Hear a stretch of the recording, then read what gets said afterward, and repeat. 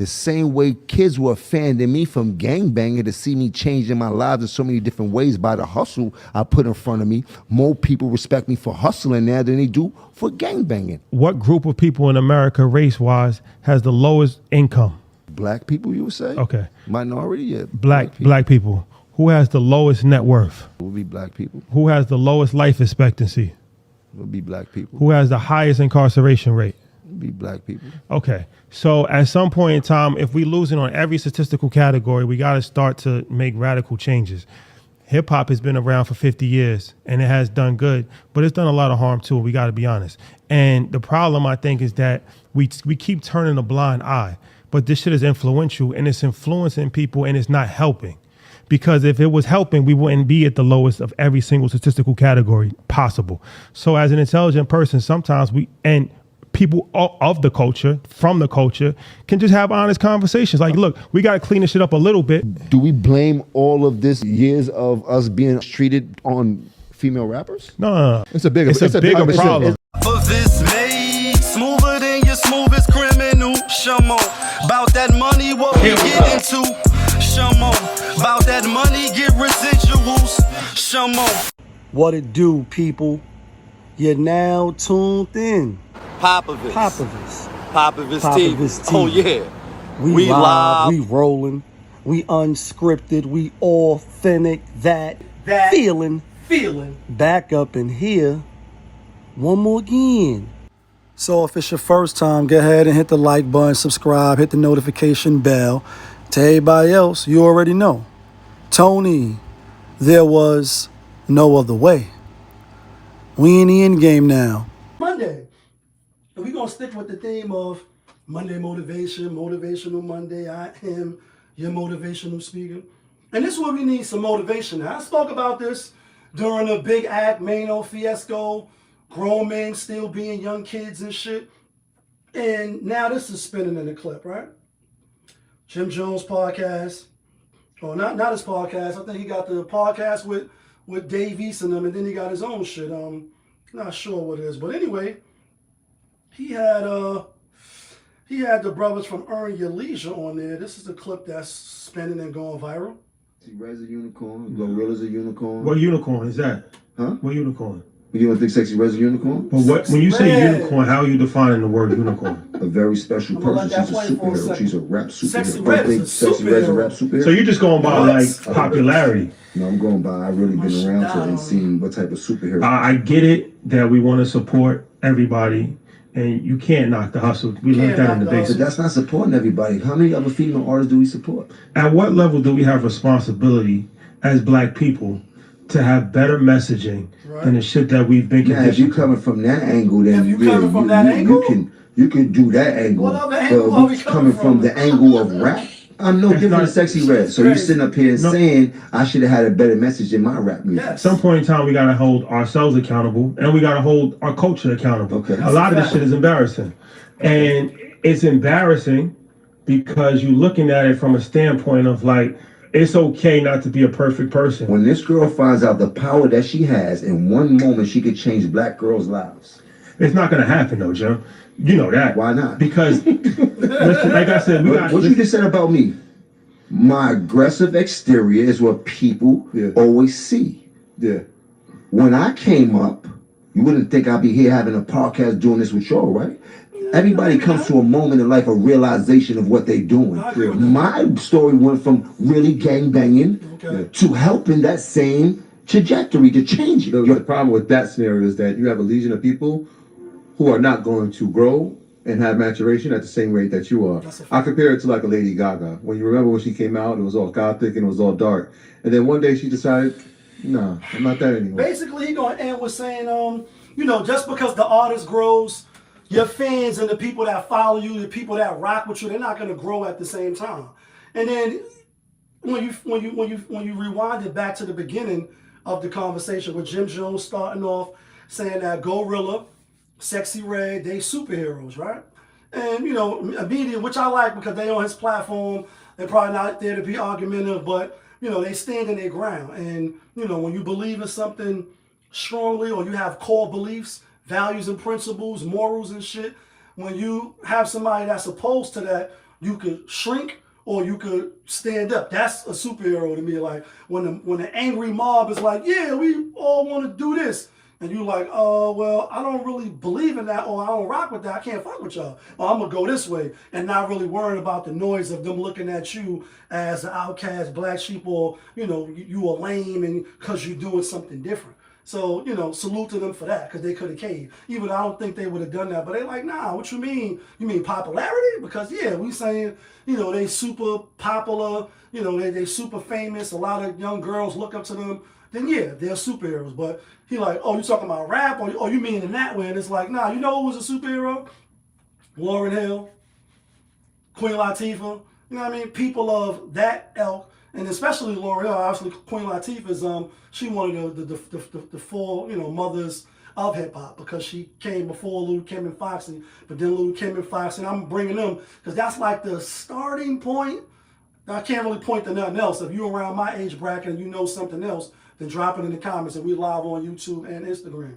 But Foxy and Lil Kim is like really where, you know, starting to show the pussy print and, you know, take it in the bud and that. Then Lauryn Hill came after them. And then she was like, nah, doo-wop, and that thing. And you've been 2 weeks since you've been looking for your friend.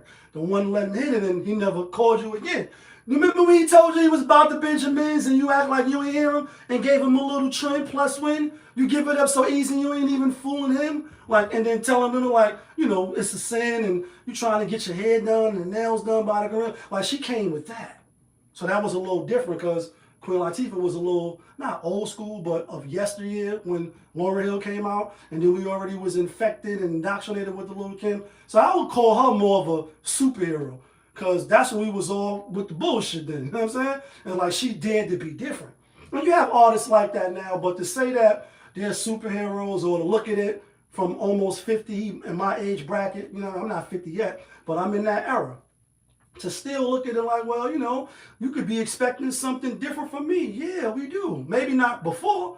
I still listen to Dipset. I still listen to the Locks. Still listen to NWA and niggas for life. Like, especially on the treadmill when I'm got a long drive. You listen to it in retrospect, like that was a time, that was an era. But not, it doesn't move me now. That's old lyrics do. But like, if you still rapping about it now, are you a Jim Jones, a Mano, or whoever you could think of, that's why it ain't really popping like that. Because the genre, or your audience rather, your core audience, we ain't really checking for that no more. I can't really say I'm gonna go get it. And not even say that the lyrics is whack. It's just that the content, your audience is grown now. And that's what J. Cole's, I don't really know all the lyrics to the song, so I ain't gonna fuck it up. But I think he was really going at Amigos, or he was going at like today's rappers, the mumble rap rappers. And he like, you know what I mean, it's cool now. I ain't gonna shit on you, little nigga. If you say my name, like, I'm so lyrically nice, I'm gonna finish you. But basically, like, I hope you save enough money so that when your audience get older and you still got them same songs and you think you're gonna come do a song that was from 20 years ago, 15 years ago, that was for a certain time, place, and era, it's not gonna hit like that no more, because now your fans is married, they got their doctor's degree, they finished college, you know, they got kids now that's younger, they don't want to listen to that bullshit. And now who is your audience? Your audience is gonna get older with you no matter what age you are. If you come out at 20 and you around till you 40, like a Nas, a Hove, you know, a Scarface, certain rappers, a Jada, Fab, your content has to grow with you. It doesn't have to. You could do what the fuck you want. My point is, when you stay locked in that era, for me, now I'm in your same age bracket, I'm waiting to go listen to your new album, and it's like, oh, you still talking about crack? Still talking about gangbanging? Still talking about fucking all the bitches? And that's why DMX was getting at Rick Ross. Side note, when he was on Hot 97, they're like, what you think about Ross? And he's like, how many bricks can you sell? How many, you know, tricking on bitches you could do? Like, how many Maybachs can you drive? All right, like, we get it. You some drug dealer Maybach, you know, driving nigga. Okay, cool. But are you going to give us a song of substance? Are you going to give us a Dear Mama? Are you going to give us a Meet the Parents? Are you going to give us a One Mic? Are you going to give us a I Gave You Power? And the list goes on and on and on. Do you have any of that in your category, in your forte, in your weaponry? You don't have none of all this is the same songs? Then I can't really rock with you. And to be his age and really think that, and there's no shade to GloriLLa or SexY Red. Obviously, I'm not really rocking to them and banging to them. I know the younger people are, and that's cool. That's their era. That's what they're rocking with. Cool. But to say superhero, yeah. And she come out tomorrow and pull the Brittany Renner and wrap her head and say, well, now we over here on this. It's her fans going to follow her. And that's the point that he was making. When Lady Gaga came out, she was Gothic City. When she changed, some of her fans they were stuck. Like, oh, well, I thought we was on this black nail polish and our eyelashes was everything black and we all black down and you showing us another, oh, you cute today. All right, cool. Like, now you being cute? Well, we still in our Gothic era, so we going to catch up to you later. That's all basically what he was saying. But I just find it crazy that anybody that's still, we speak about this on the channel all the time, maybe because I, came through the ranks inside of it, but not being a part of it, and that's the gang culture. From 94 all the way to when I came home, 2004. That's all the nigga had to deal with is some blood, crip shit, some gang shit inside the penitentiary, and that shit was the worst. Kid you not, I tell him, like, if you have a problem with your little nephews and your cousins, your sons and them, they not listening, put one of my shows on, we go in depth about the fuckery that goes on with their own kind and what they dealing with. And they might change their mind. It may not, it may, who knows. I'm thinking it might have some smidgen of, oh, that should sound crazy. I do not want to be involved in that. That's what a nigga had to deal with. So when I see people like him, but he's famous, even other people, for him it makes it worse, but we don't get to see him all the time. It ain't like he living in your building. It ain't like he living on your block. He might pull up and still be hanging around some of the niggas that's stuck there, but he's not there. So it's really the niggas that's still stuck there, that live there every day that you got to deal with and compete with. When you see them, like, bro, you 45, you 50, your son is 16, and you still holding on to some blue rags, some red shit, and you still, with the shits, you ain't learned nothing? And you been in jail. Some of your mans was killed and shot. Niggas is facing RICO charges, and you still holding on, and you're not telling people to do something different, then you are arrested in your development. And that's why I said, no matter what Maynard was saying about Big Act and the GloriLLa, all that shit was funny. It was hilarious. And no grown man should be worrying about what another grown man is wearing. But the reason why I said I agree with Act, only on this aspect, is that Maynard didn't address nothing that he said about the mentality, about the mental space and how men is operating like little kids, living in their second childhood, even though you may be a mega rap star or you was a mega rap star 20, 15 years ago. The way you thinking, how you represent yourself. And your last name, like Name Dad said, I'm not just repping for my first name, I'm repping for my last name because I'm representing my family, my tribe, my people. I'm not just coming out representing me. I'm not by myself. It's not just me. It's a whole bunch of other people that's behind me or with me. So we representing each other. So I can't come out looking like Boo Boo the Fool at 50. I mean, you can. You can do what you want on these internet streets. You can do what you want.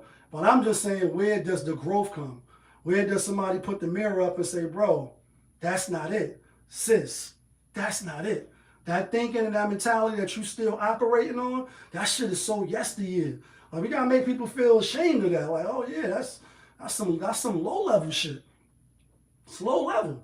And if you operating on that, I can't really give that no energy, so I'm over here with it. Still cool, still gonna dap you. You still from the block. We still want and all that, but I'm over here. And I definitely don't want my kids around nothing like that if this is what you're displaying, because I can only imagine what goes on in your house. Remember, just like people meet people in the beginning and their representation is there, same shit on the internet. People this is what you're doing on the internet. I can only imagine when the cameras is not rolling and how you really are.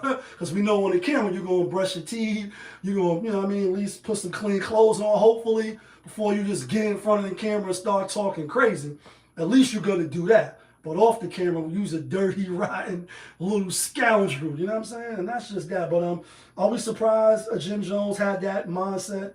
Nah, I'm not, you know what I mean? I'm from the home of dirt bikes and fly coops. Talk big money, roll dice off the stoop. Credit cards, sell white off the booth. When Tupac fell right off the roof. Well, let me show you who got the juice. These niggas whipping drops off pots of juice. We popping shams on a Tuesday.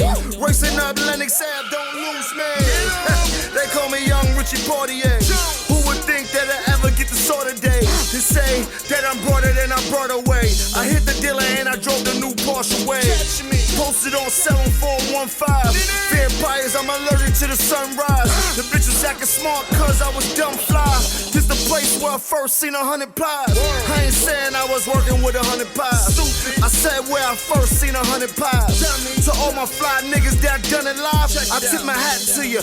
Fuck the other side. All they wanna do is hate. They don't think we bust out things. Uptown niggas getting cake. Show you how to stuff your cream. Thinking we just Harlem shake. I'ma show you gangsta moves. Don't get caught out of place. My borough get it poppin' too. 7th Avenue flow, Lennox Avenue dope, 8th Avenue hoes, 5th Avenue glow. We uptown getting guap all day, all night. In the kitchen, I'm a chef, make it come back nice.